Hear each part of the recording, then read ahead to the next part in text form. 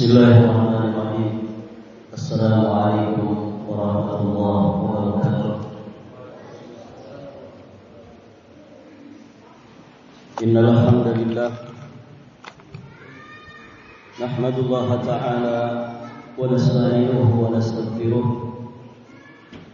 wa nastahdihi wa natubu ilayhi wa na'udzu billahi min shururi anfusina wa min sayyiati a'malina may yahdihillahu fala mudilla lahu wa may yudlil fala hadiya lahu asyhadu an la ilaha illallah wahdahu rabbi la syarika lahu wa asyhadu anna muhammadan abduhu wa rasuluh amma ba'd.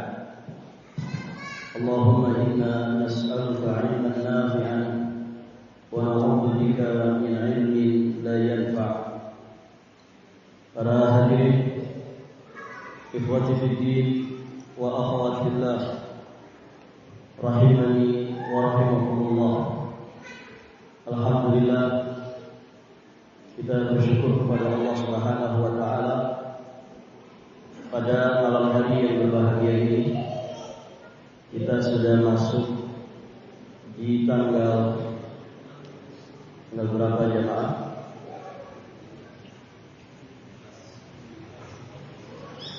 17 atau 18? 18 ya.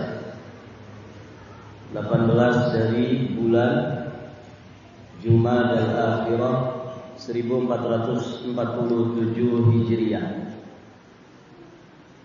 Kita memohon kepada Allah dengan seluruh asma-Nya yang husna, dengan seluruh sifat-sifatnya yang maha sempurna.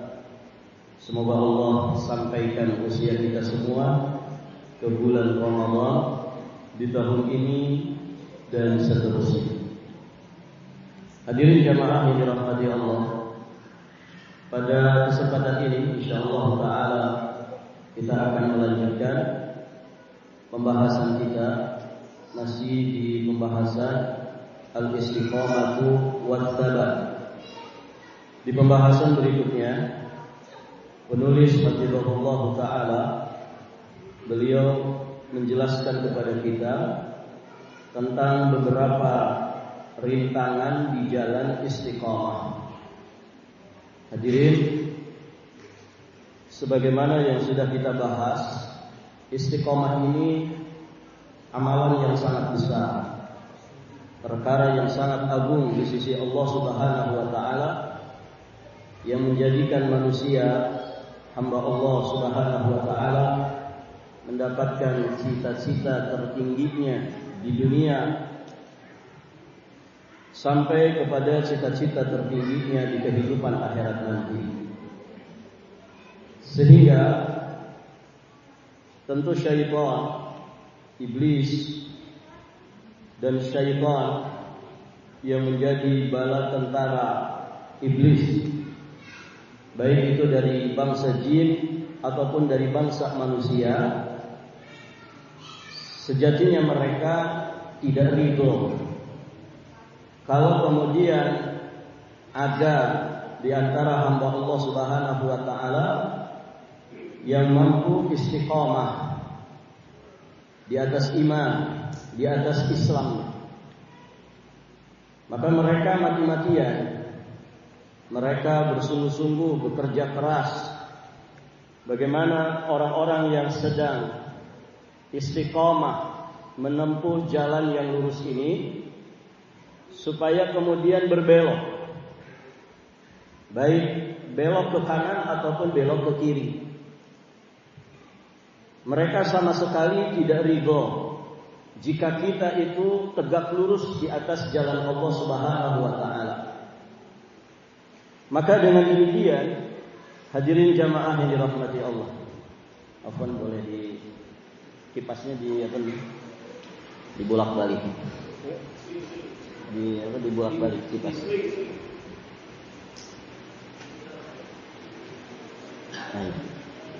Atau di volume 1.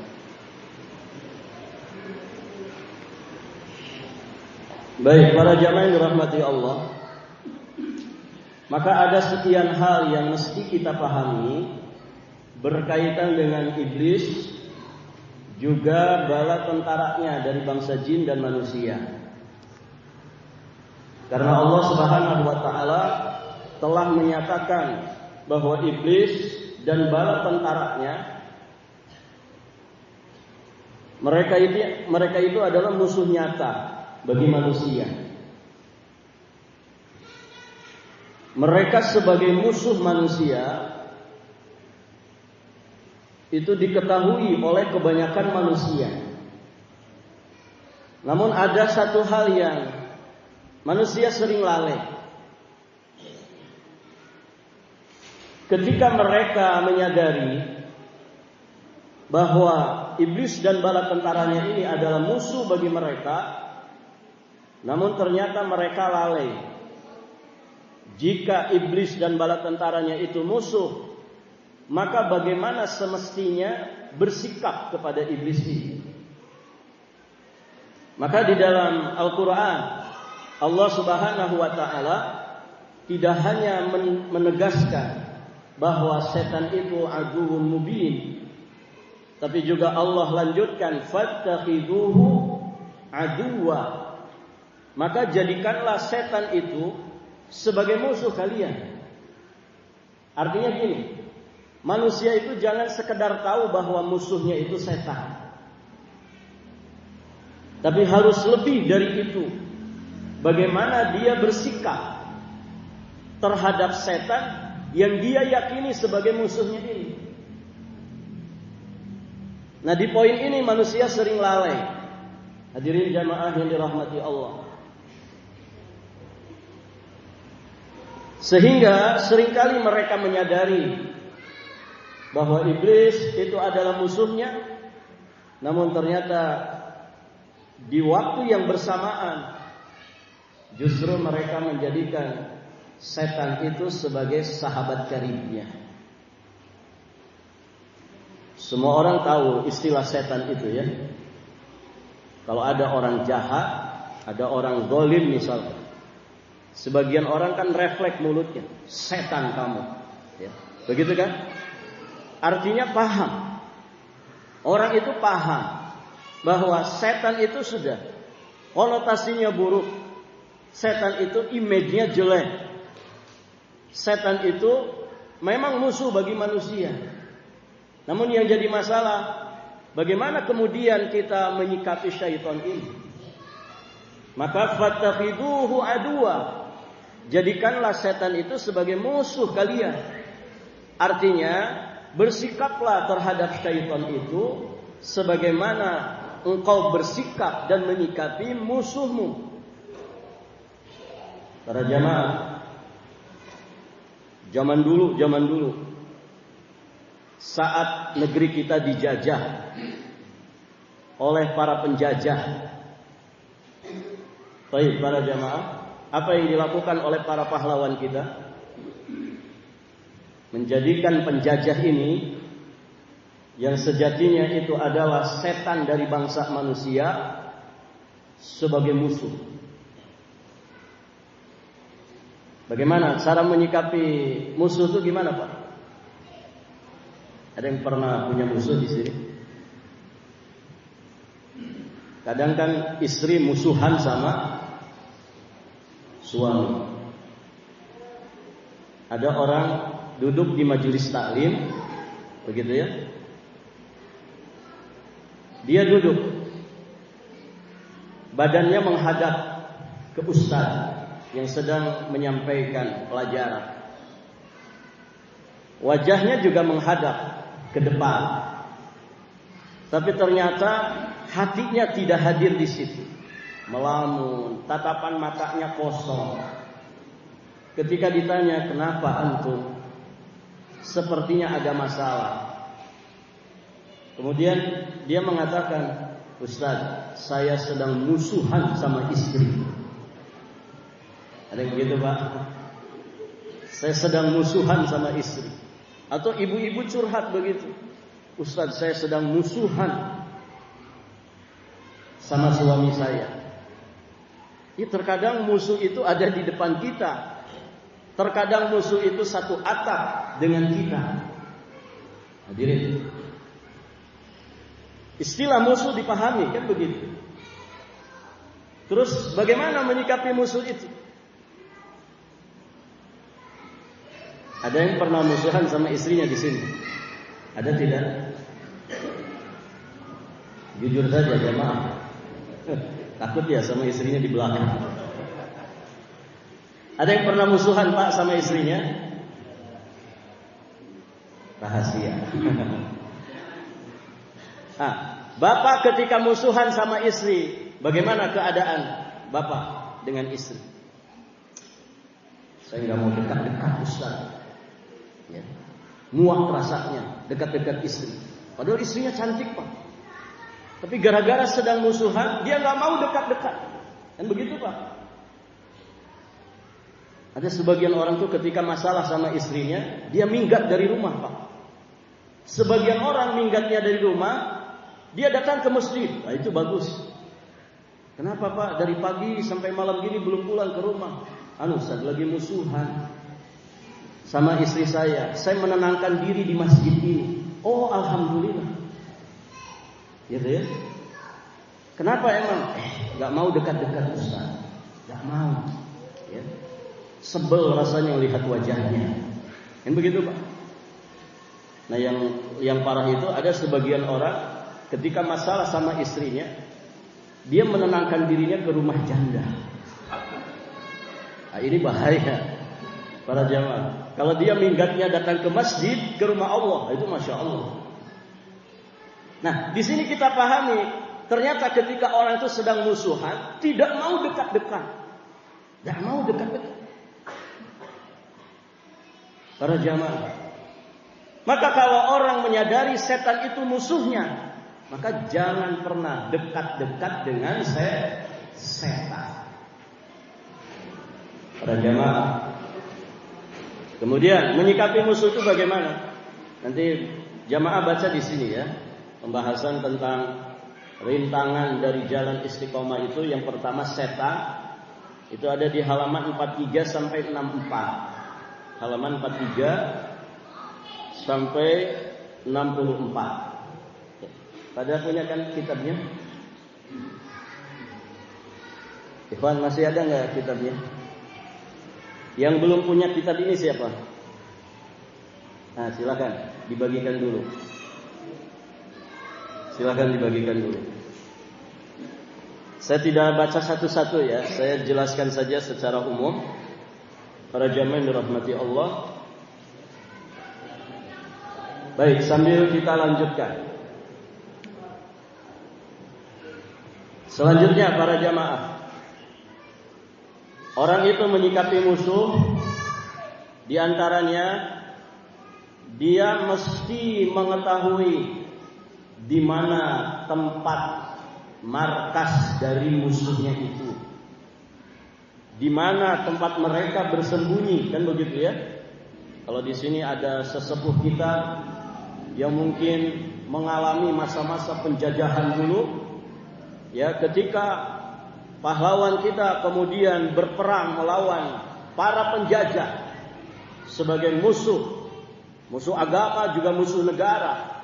Hadirin jamaah yang dirahmati Allah, mereka mesti memahami di mana markasnya, di mana tempat persembunyiannya, kan begitu. Maka nanti ada poin-poin pembahasan di mana markas setan itu.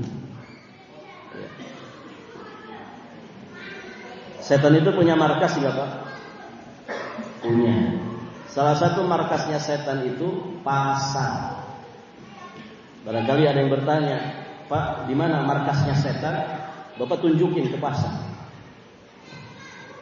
Karena mereka menyerang manusia di antaranya di pasar. Maka jangan kaget kalau di pasar itu banyak sekali kemungkaran. Karena orang-orang yang berdagang, orang-orang yang berjual beli, mereka digempur, diserang oleh syaitan saat di pasar. Ada yang ngurangi takaran timbangan, ada yang kemudian berbuat curang. Hadirin jamaah yang dirahmati Allah, ada yang menipu pelanggannya. Bahkan ada yang sabung ayam, ada yang berjudi, bahkan Namanya pasar seringkali juga dipakai untuk orang pesta narkoba. Begitu kan? Dan tempat-tempat yang lainnya. Nanti di lain kesempatan bisa kita bahas tersendiri. Kemudian menyikapi musuh, hadirin jamaah yang dirahmati Allah, kita mesti memahami apa saja tipu daya mereka itu. Bagaimana cara mereka menyerang kita? Apa yang mereka miliki dari persenjataan untuk menyerang kita? Logistik apa saja yang mereka miliki? Pertahanan yang seperti apa yang ada pada mereka? Ini memperlakukan musuh. Hadirin jamaah yang dirahmati Allah, berapa personil mereka? Begitu kan? Ini mesti dipahami. Sehingga menjadi kewaspadaan bagi kita. Oh, ternyata musuh kita sekian personilnya. Nah, kalau ditanya setan itu personilnya berapa? Banyak sekali. Minal jinnati wan nas, dari bangsa jin juga dari bangsa manusia. Bahkan terkadang diri kita sendiri jadi anak buahnya setan. Begitu kan? Ketika ngajak orang kepada keburukan, ketika mengarahkan orang kepada kejahatan, na'udzubillah. Ada orang, Pak, kesibukannya hari demi hari itu kesibukan dalam keburukan, dalam dosa dan maksiat. Tidaklah dia berpindah dari satu kegiatan kecuali dia berpindah kepada kegiatan lain yang itu adalah dosa. Dia berpindah dari satu dosa ke dosa yang lainnya. Manuvernya manuver dosa dan maksiat. Naudzubillah para jamaah. Ada yang bermain-main di urusan tambang. Ada yang bermain-main di urusan politik. Ada yang kemudian bermain-main ya di urusan harta, kekayaan. Ada yang bermain-main dalam masalah pangkat dan juga jabatan. Ada yang bermain-main di dunia peternakan. Ada yang bermain-main di dunia pertanian. Bahkan na'udzubillah, sebagian orang bermain-main di dunia dakwah. Pernah dengar, Pak? Ada proyek percetakan Quran dikorupsi, ada? Pernah dengar berita itu? Nah ini para jamaah yang dirahmati Allah. Artinya masing-masing kita ini tidak ada jaminan bisa selamat dari yang namanya kejahatan syaitan. Sehingga setan itu memang harus diwaspadai. Harus disikapi sebagaimana kita bersikap kepada musuh-musuh kita. Nah, termasuk menyikapi syaitan adalah bagaimana kita ini memiliki benteng pertahanan yang sangat kuat. Karena kalau tidak ada benteng ini, kita akan sangat mudah dikalahkan dan ditumbangkan. Hadirin jamaah yang dirahmati Allah. Makanya kan para pahlawan kita dulu bikin benteng ya sebagai pertahanan dan juga perlindungan, sehingga ketika ada serangan mereka kemudian bisa mempertahankan dirinya, minimal itu. Nah pun demikian, orang itu harus punya imun kuat. Orang itu harus punya benteng pertahanan yang sangat kokoh untuk kemudian melindungi diri dari segala serangan syaitan dan bala tentaranya. Nah, jamaah yang dirahmati Allah Subhanahu wa taala, setan itu ada berapa, Pak? Setan ada berapa? Ada ibu-ibu di sini? Ada ibu-ibu di sini? Oh, ada. Ibu, setan itu ada berapa, Bu?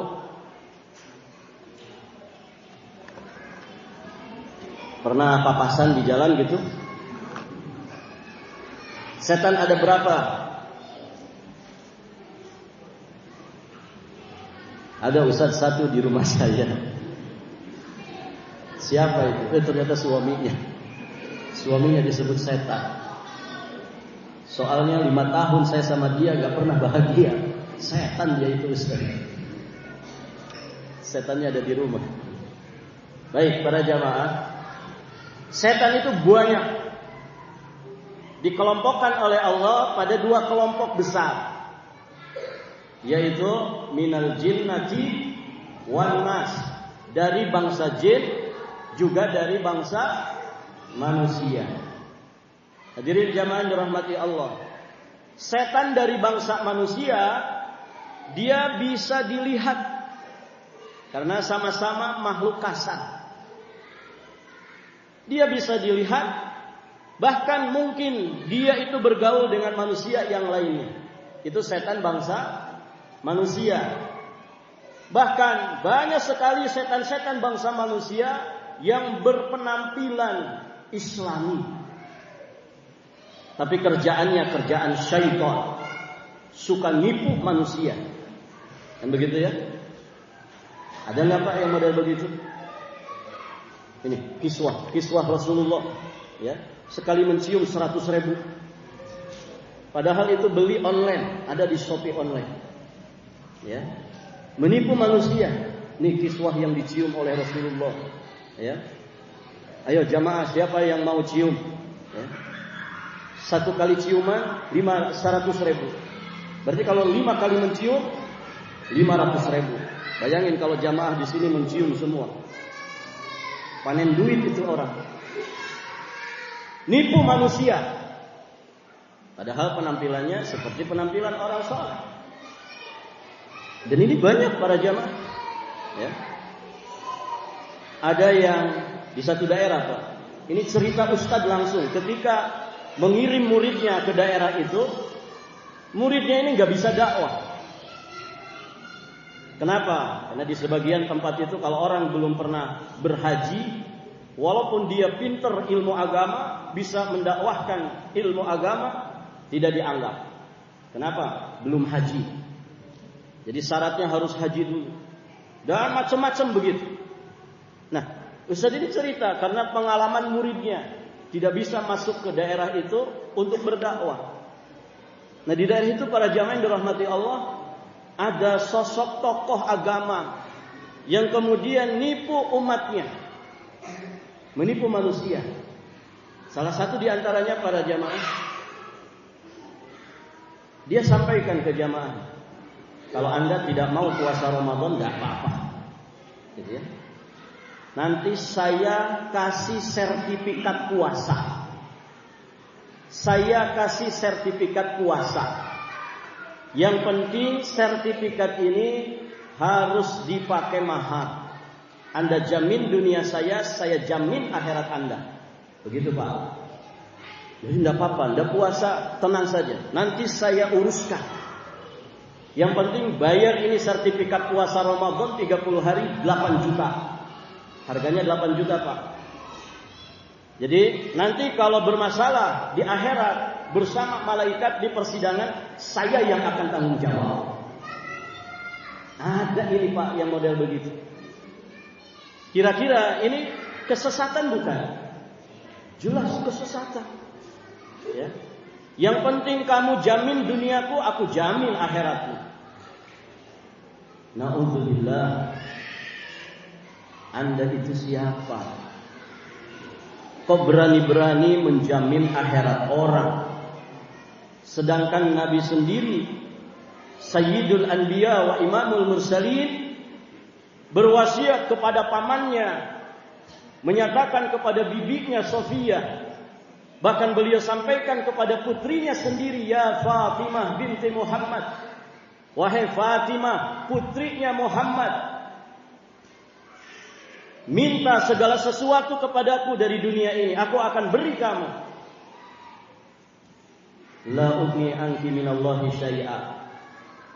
Namun beramallah engkau, kata Nabi, karena aku tidak bisa menyelamatkanmu nanti di akhirat.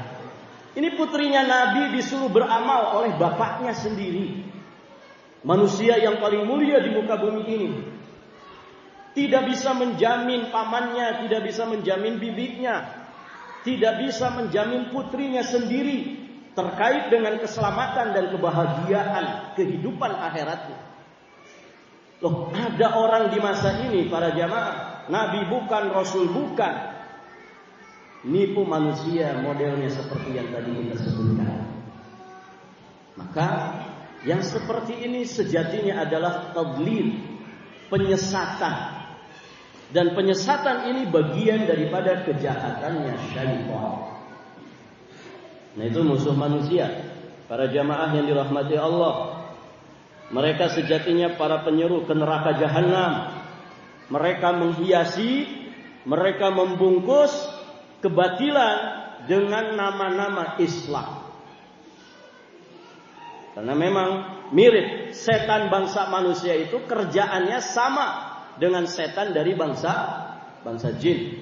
Tukang nipu, tukang mengelabui, dosa, maksiat, keburukan, kebatilan dibungkus, dikasih label, dikasih nama-nama yang menarik hati manusia. Sejatinya kebusukan di dalamnya. Banyak orang kemudian menamakan kesyirikan dengan istilah tabarrukan. Menamakan sesuatu yang hakikatnya kesyirikan dengan tawassulan. Menamakan kesyirikan dengan ziarah.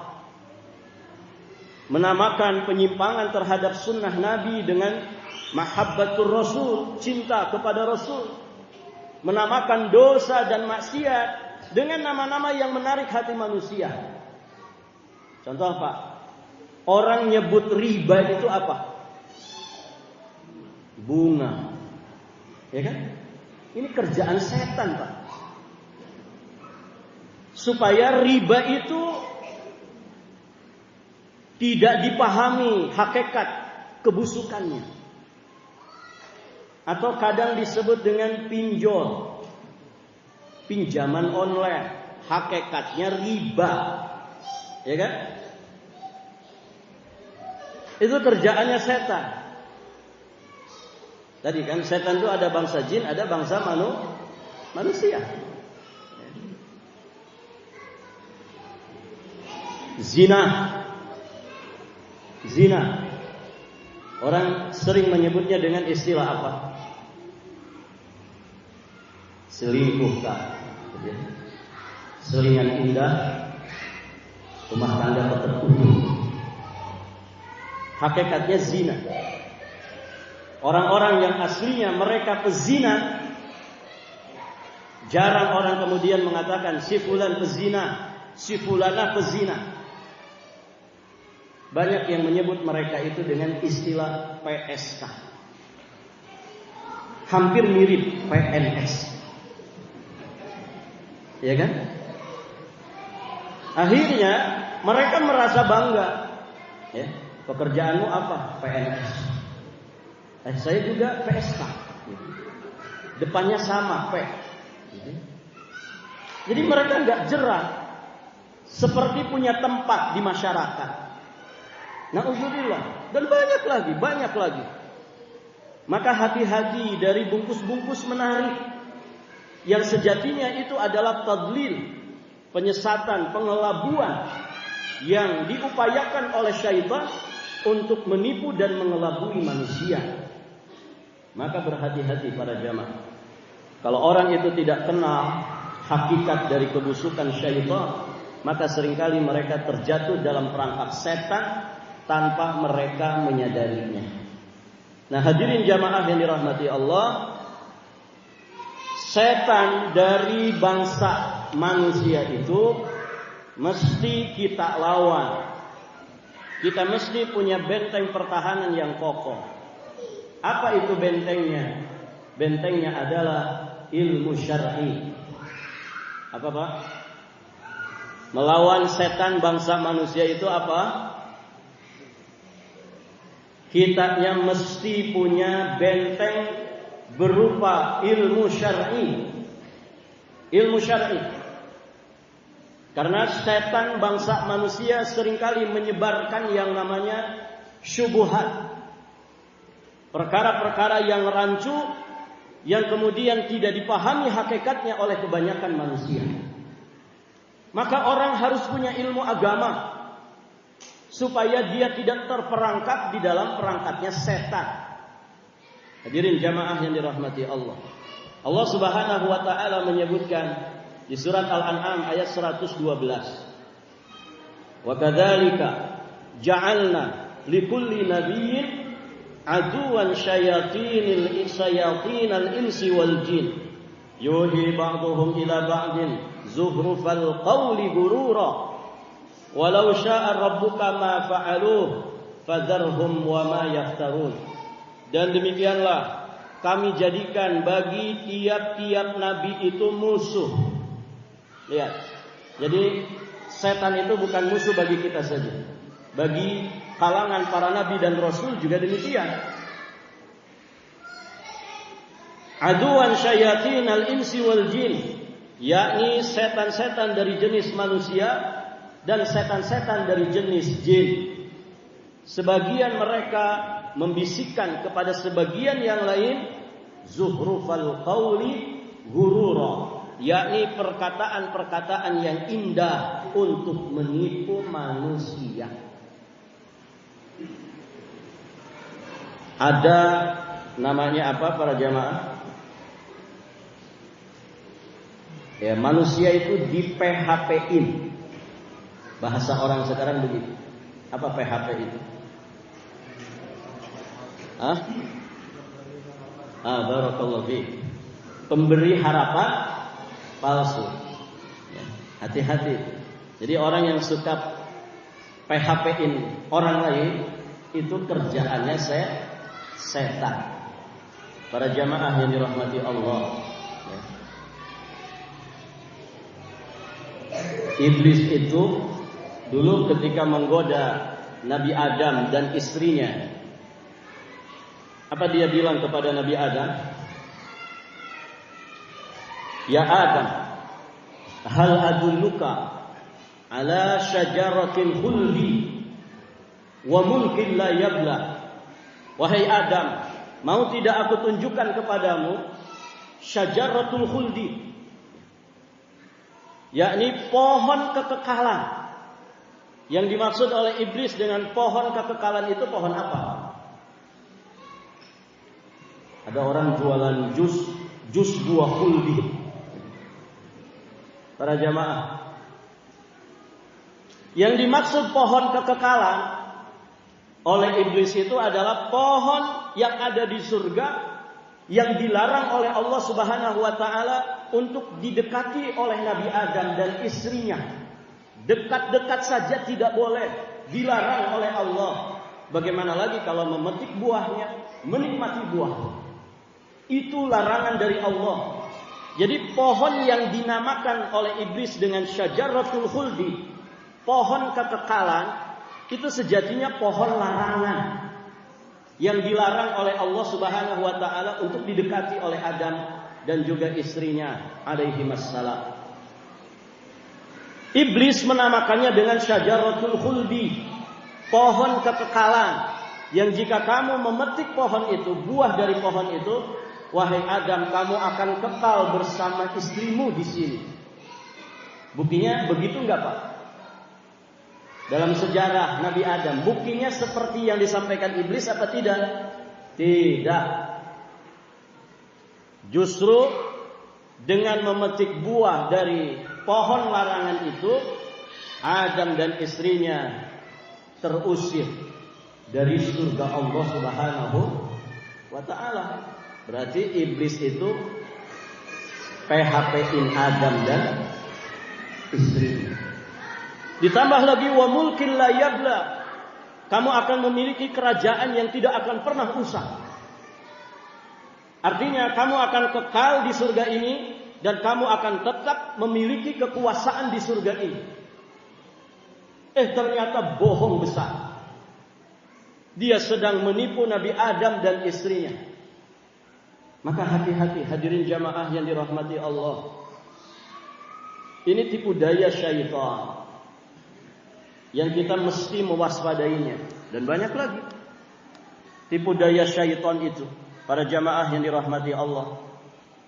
Ya, di antaranya mereka juga melakukan yang namanya saddun. Saddun itu menghambat, menghalang-halangi manusia. Mereka juga melakukan yang namanya adawah. Adawah itu permusuhan. Bagaimana muslim dengan muslim saling bermusuhan. Bagaimana antara kakak dan adik saling bermusuhan. Bagaimana kemudian orang tua dengan anaknya bermusuhan. Bagaimana kemudian satu tetangga dengan tetangga yang lainnya bermusuhan. Bagaimana satu juru dakwah dengan juru dakwah yang lainnya bermusuhan. Ini kerjaannya syaitan. Hadirin jamaah yang dirahmati Allah. Mereka juga melakukan yang namanya kaid, tipu daya.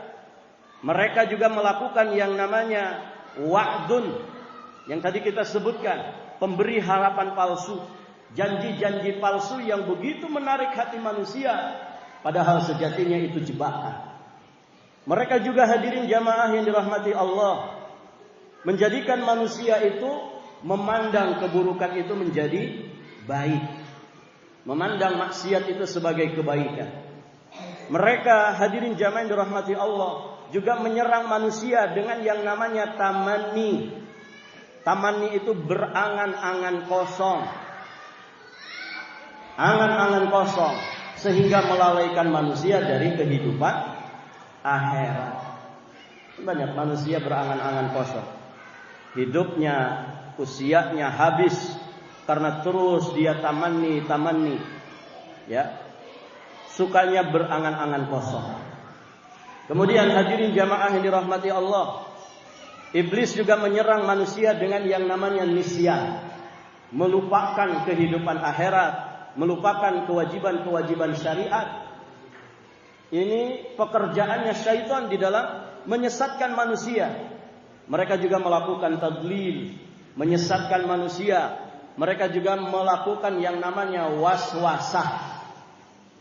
Waswasah. Apa artinya waswasah? Bisikan. Sering membisiki hati manusia. Ayatnya sering kita dengar ya. Surat apa Pak?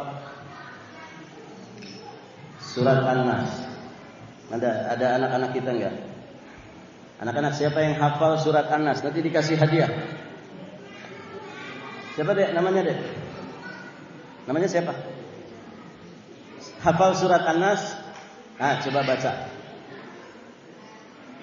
Ta'awudz. A'udzubillah.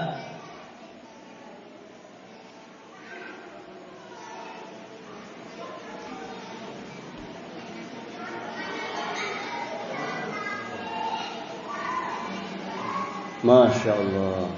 Nih, ambil hadiahnya. Mana anak-anak yang lain? Siapa dek namanya? Hafal gak surat An-Nas? Ayo dibaca. Mau baca? Nah, dapat hadiah nih. Dapat hadiah. Enggak ada mic. Enggak ada. Bapak-bapak, ada yang mau baca? Yang usianya 60 ke atas. Siapa? Ada yang mau baca enggak? Siapa Pak? Baik. Qul a'udzu birabbin nas, malikin nas, ilahin nas, min syarril waswasil khannas. Di sini ada permohonan perlindungan. Aku berlindung kepada Robnya manusia. Malikin nas, rajanya manusia. Ilahin nas, sesembahannya manusia. Min syarril waswasil khannas, dari keburukan bisikan ya, setan yang suka membisikkan. Alladzi yuwaswisu fi sudurin nas, yang kerjaannya itu yuwaswis, memberikan waswasah. Waswasah itu bisikan ke dalam hati manusia. Minal jinnati wan nas, dari bangsa jin juga dari bangsa manusia. Jadi kerjaan setan itu yuwaswis. Ada ibu-ibu belanja di warung sayur. Tadinya mereka ngobrol, ketemu sesama ibu-ibu, ngobrol bareng gitu ya sambil belanja. Kan begitu ya ibu-ibu ya. Belanjanya cuma 2 macam tapi setengah jam gitu ya. Kenapa? Karena ngobrol dulu. ngobrol biasa, tiba-tiba satu orang mendekatkan mulutnya ke telinga temannya, ibu-ibu yang lain. Tadinya jelas ngomongnya, tiba-tiba dideketin mulutnya ke dekat telinga ibu-ibu yang diajak ngobrol sama dia. Kemudian mendadak suaranya jadi tidak jelas. Yang kedengaran hanya yuwaswis. Nah, kalau ada ibu-ibu modelnya gitu, kira-kira itu ngomongin apa, Pak? Bisik-bisik tetangga kan gitu. Itu biasanya masalah, Pak. Orang kalau tadinya ngobrol normal, tiba-tiba mendekat ke telinga temannya, kemudian kedengarannya nah, itu biasanya ngomongin tetangganya. Itu katanya suami si fulanah itu ya nikah lagi ya. Kamu dengar enggak itu? Iya, saya juga dengar gitu. Tapi kedengarannya wus. Oh, ternyata sedang gibah. Ya. Lagi pengajian ya. Tiba-tiba ada jamaah ngedeketin temennya, deketin telinganya. Dia bicara tapi nggak kedengaran, kedengarannya. Nah, itu biasanya masalah. Ternyata dia gibahin ustadznya. Itu ustadz pecinya nyengsol. Ustadz itu terlambat terus ya, gitu. Pokoknya digibahin ustadz. Itu biasanya masalah para jamaah. Karena yuwaswis itu biasanya kerjaannya setan. Jadi setan bangsa manusia kerjaannya juga sama, mirip-mirip setan bangsa jin. Ya, itu para jamaah yang dirahmati Allah. Itu beberapa kejahatan syaitan yang kemudian mereka gencarkan untuk menyesatkan manusia. Maka berhati-hati dari kejahatan mereka. Ya, makanya surat An-Nas tadi itu kan menjadi anjuran dari Nabi, yang menjadi rangkaian zikir pagi dan petang. Dibaca di pagi hari, juga dibaca di petang hari. Untuk apa? Sebagai protek, perlindungan diri kita dari kejahatan setan. Baik itu setan bangsa jin ataupun setan bangsa manusia. Terakhir para jamaah, setan bangsa jin. Setan bangsa jin itu cara menangkalnya adalah dengan kita meminta perlindungan kepada Allah Subhanahu wa taala, pencipta manusia dan jin. Berzikir, memohon perlindungan kepada Allah Subhanahu wa taala. Makanya kita mengenal ada namanya isti'adzah. Memohon perlindungan kepada Allah. Saat kita mau baca Quran, ada anjuran isti'adzah.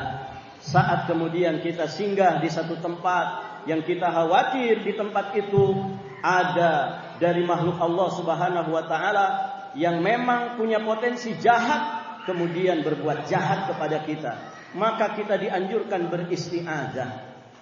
Kan begitu? Keluar dari rumah, berangkat kerja atau mau safar, kita juga dianjurkan untuk membaca doa. Apa doa keluar rumah? Siapa yang hafal? Doa keluar rumah. Suka keluar rumah enggak, Pak? Nah, ada doanya. Apa doanya? Siapa yang hafal?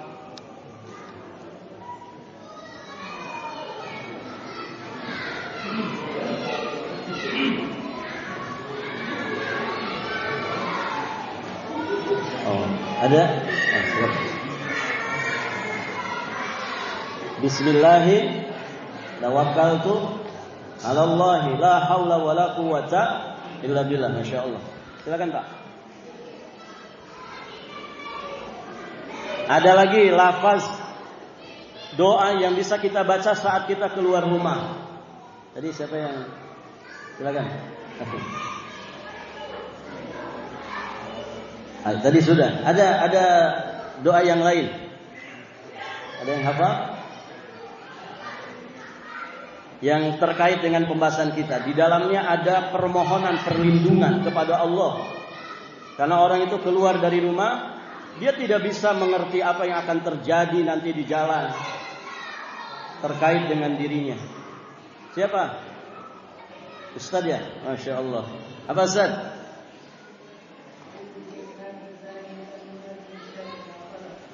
Apa itu?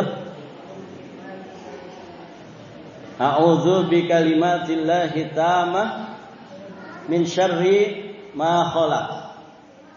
Lebih tepatnya doa ini, kata Nabi, man nazzala manzilan. Siapa yang singgah di satu tempat, kemudian dia merasa khawatir di tempat itu ada makhluk Allah yang berbuat jahat kepada dirinya, maka ucapkan doa tadi. A'udzu bikalimatillahi tammah min syarri ma khalaq. Maka kata Nabi, siapa yang baca doa ini, dia akan diberi perlindungan, keselamatan. Tidak ada yang memadharatinya sesuatu apapun di tempat itu sampai dia beranjak dari tempat itu. Tapi nggak apa-apa. Fadhal Ustaz. Tolong dikasih. Ada satu lagi, silakan. Siapa yang bisa jawab? Depannya Allahumma. Allahummanya hafal ya. Ibu-ibu ada yang hafal? Ini penting Pak. Doa seperti ini penting untuk selalu diamalkan. Ibu-ibu ada yang hafal?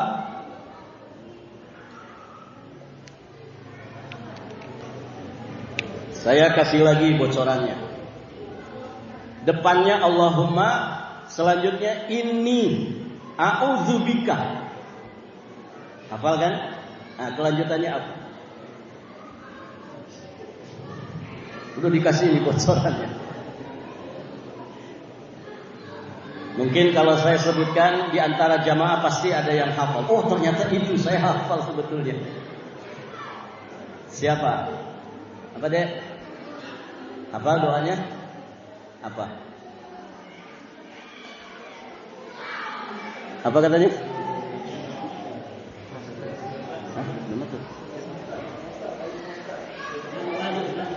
Apa tadi bacanya? Hah? Allahumma inni a'udzubika minal khubuthi. Masya Allah. Tapi berani Pak. Iya. Itu juga sama, minta perlindungan dari setan. Baik. Gak ada yang jawab ini? Ibu-ibu ada? Silakan Bu.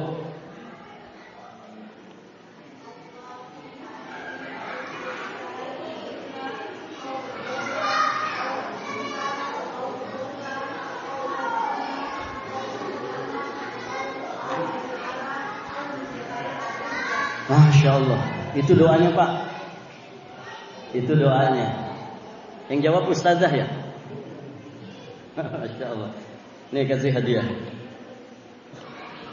Hadiahnya 2 ya. Tolong kasih. Itu ya doanya. Allahumma inni a'udzubika an azilla au uzalla au adilla au udalla au adlima au udlama au ajhala au yujhala alayya. Itu doanya ya. Ya Allah, sesungguhnya aku berlindung kepadamu dari ketergelinciran atau digelincirkan oleh orang lain. Aku berlindung kepadamu ya Allah dari kesesatan atau disesatkan orang lain. Aku berlindung kepadamu ya Allah dari kezaliman atau dizolimi orang lain. Aku berlindung kepadamu dari kejahilan atau dijahili oleh orang lain. Orang keluar rumah bisa saja ditipu oleh temannya sendiri saat dia cari nafkah, saat dia berusaha. Bisa saja dia dizolimi oleh orang-orang yang memang berbuat jahat. Bisa saja dia digelincirkan, bisa saja dia disesatkan. Tidak ada yang tahu para jamaah. Maka kita meminta perlindungan kepada Allah supaya Allah yang melindungi kita. Itu ya. Barakallahu fikum. Mohon maaf karena waktunya sudah masuk. Kita cukupkan sampai di sini saja. Jika nanti ada pertanyaan, mungkin di kesempatan berikutnya ya, di rangkaian pengajian berikutnya masih ada 5 hari lagi, insyaallah ta'ala. Demikian para jamaah, saksikan di episode berikutnya. Sampai di sini, subhanakallahumma wa bihamdik, asyhadu an la ilaha illa anta astaghfiruka wa atubu ilaik. Wassalamu alaikum warahmatullahi wabarakatuh.